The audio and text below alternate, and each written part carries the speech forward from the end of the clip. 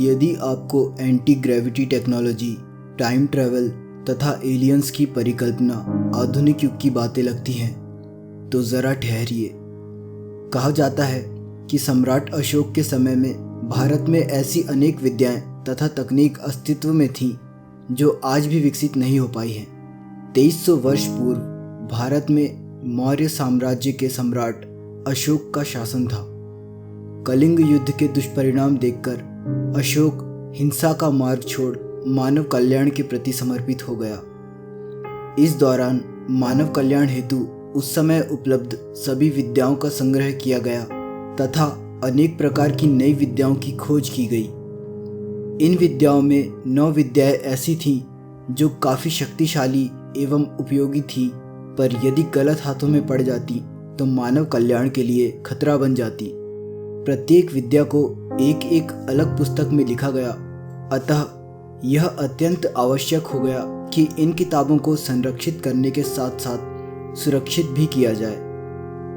इस समस्या का हल यह निकाला गया कि किन्हीं 9 लोगों की एक सीक्रेट सोसाइटी का गठन किया जाएगा, जिसमें प्रत्येक व्यक्ति को एक एक विद्या में पारंगत किया जाएगा तथा उस विद्या से संबद्ध किताब की सुरक्षा की जिम्मेदारी उसे सौंपी जाएगी। इन 9 लोगों की सीक्रेट सोसाइटी को यह निर्देश दिए गए कि अपना समय पूरा हो जाने पर ये अन्य लोगों को चुनकर अपनी अपनी किताबें तथा विद्याएं हस्तांतरित कर देंगे।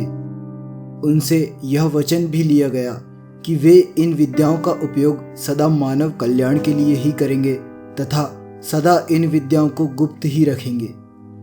और इस प्रकार 9 लोगों की यह सीक्रेट सोसाइटी हमेशा चलती रहेगी ताकि समय आने पर इस ज्ञान का सदुपयोग हो सके। माना जाता है कि सदियों से 9 लोग उन 9 गुप्त विद्याओं को तथा उन किताबों को गुरु शिष्य परंपरा द्वारा सुरक्षित करते आ रहे हैं। आप सोच रहे होंगे कि उन किताबों में ऐसा क्या था जो यह सब करना इतना आवश्यक था। आइए जानते हैं। पहली किताब में बुद्धि द्वारा युद्ध को जीतने की विद्या का उल्लेख है, जिसमें बताया गया है कि कैसे लोगों की भीड़ को आप अपने पक्ष में कर सकते हैं तथा बिना लड़े अपने विरोधी पर विजय पा सकते हैं। इस मनोविज्ञान की विद्या को अब तक का सबसे खतरनाक अस्त्र माना जाता है, क्योंकि इस विद्या में पारंगत कोई भी व्यक्ति पूरे विश्व पर शासन कर सकता है। दूसरी किताब में फिजियोलॉजी पर आधारित अनेकों प्रकार की युद्ध तकनीकें बताई गई हैं। इसमें ऐसी विद्या का वर्णन है जिसके द्वारा किसी व्यक्ति को केवल छूकर उसके प्राण लिए जा सकते हैं। इस क्रिया में एक विशेष प्रकार से छूने से किसी व्यक्ति की नस के रक्त प्रवाह को पलट दिया जाता है।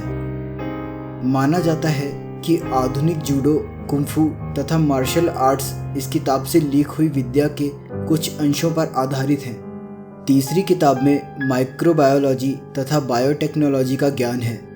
इस किताब के विषय में कुछ अधिक जानकारी नहीं मिलती, पर यदि यह सत्य होगा तो यह बात आश्चर्य की है कि कैसे उन्होंने बिना माइक्रोस्कोप या अन्य आधुनिक उपकरणों के माइक्रोबायोलॉजी जैसे विषयों पर ज्ञान अर्जित किया होगा।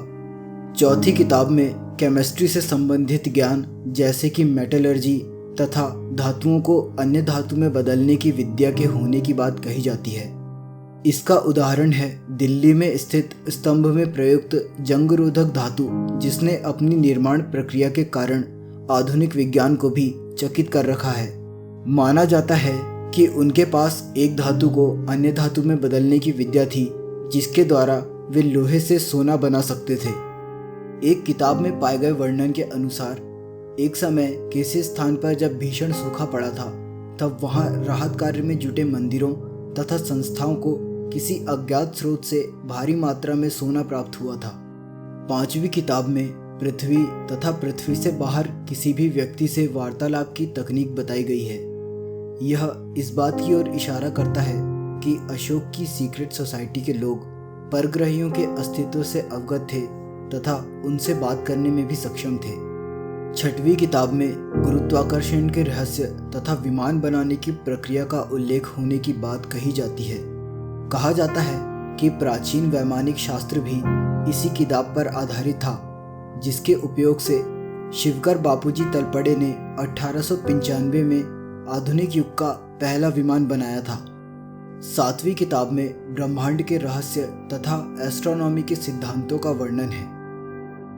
8वीं किताब प्रकाश की गति तथा प्रकाश की ऊर्जा से जुड़े सिद्धांतों का वर्णन करती है। इसमें यह भी बताया गया है कि कैसे प्रकाश को एक हथियार की तरह प्रयोग किया जा सकता है। 9वीं तथा अंतिम किताब में समाजशास्त्र के सिद्धांतों का वर्णन है।